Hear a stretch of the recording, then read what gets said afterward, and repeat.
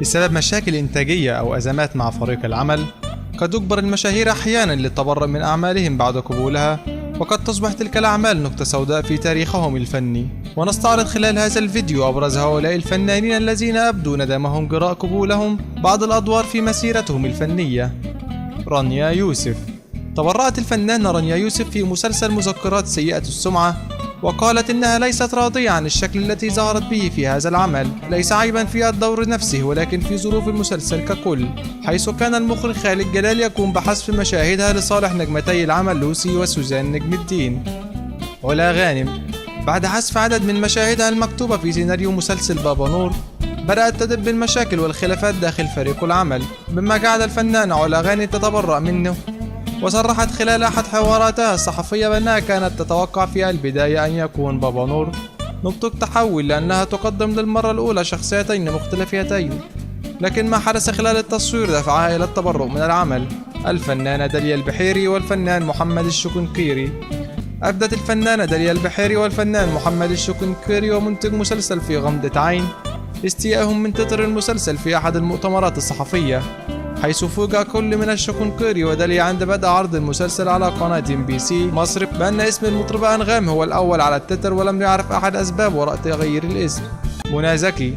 سيل من الانتقادات كان من نصيب الفنانة منى زكي بعد تقديمها دور السندريلا سعاد حسني. وتقول منى نقلا عن كتاب تصبحوا على خير للكاتبة حنان مفيد فوزي إنها كانت تتنقل من التصوير إلى مصمم الأزياء إلى البروفات كالنحلة، وتعتقد أنها درست الشخصية تماما لأنها كانت في أحلام عمرها، ومع ذلك بدأ الهجوم عليها من قبل بدء العمل، وطلبت من كل المحيطين بها ألا ينقلوا لها ما يكتب من نقد أو ينشر في أخبار حتى تركز وتتوحد مع الشخصية.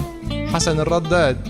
تبرأ الفنان حسن الرداد من مشاركته في بطولة مسلسل هيفاء وهبي مولد وصاحبه غايب، في بيان رسمي لعدم حصوله على باقي مستحقاته المالية من الشركة المنتجة، والتي يملكها المنتج محمد فوزي، على الرغم من تصويره لما يقرب من 99% من أحداث العمل قبل عرضه في 2015.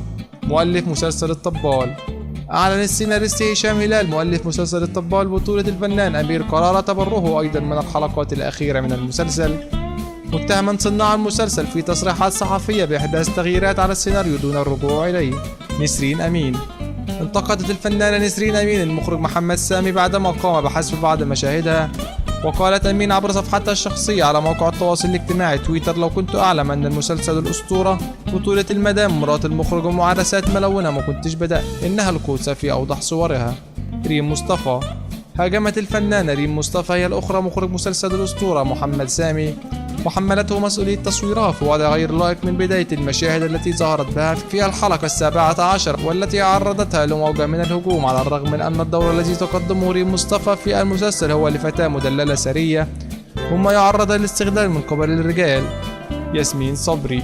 لم تقتصر المشكلات التي جمعت بين المخرج محمد سامي وبعض بطلات مسلسل الأسطورة عند هذا الحد فقط، فتسببت الفنانة مي عمر التي تقوم بدور شاهد في المسلسل في انسحاب الفنانة ياسمين صبري قبل تصوير مشاهدها، حيث قالت الأخيرة إن المخرج قام بتعديل عدد من مشاهدها في المسلسل لصالح زوجته. إذا أعجبك الفيديو لا تنسى الإعجاب والتعليق، ولكي يصلك كل جديد اشترك الآن.